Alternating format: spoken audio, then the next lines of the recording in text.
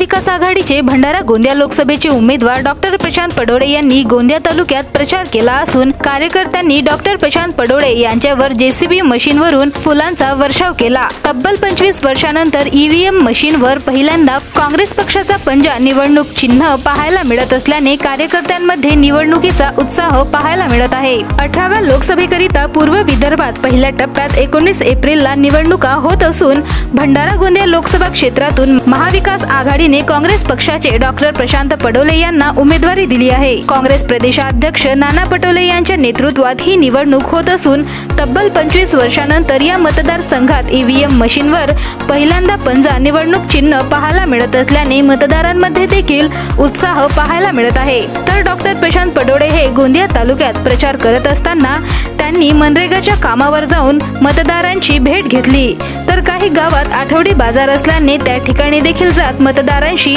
संपर्क साधत काँग्रेस पक्षाच्या पंजा निवडणूक चिन्हावर मतदान करण्याची विनंती केली। तर जसजशी मतदानाची तारीख जवळ येत आहे तसतसा निवडणुकीचा वातावरण देखील गावागावात तापू लागल्याचे चित्र पाहायला मिळत आहे। या निवडणुकीत नक्कीच बदल पाहायला मिळेल असा विश्वास महाविकास आघाडीचे उमेदवार डॉक्टर प्रशांत पडोळे यांनी व्यक्त केला आहे।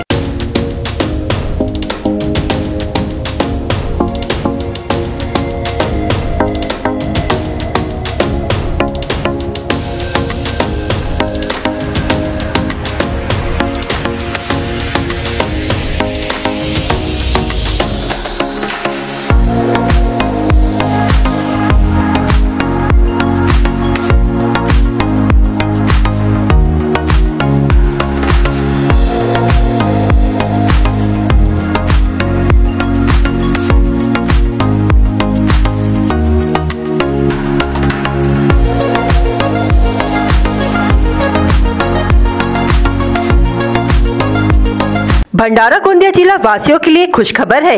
अब आपका मनपसंद channel BS crime media news अब आपके केबल नेटवर्क पर, जी हां, अपने केबल नेटवर्क के एशियन चैनल नंबर 13 पर उपलब्ध है।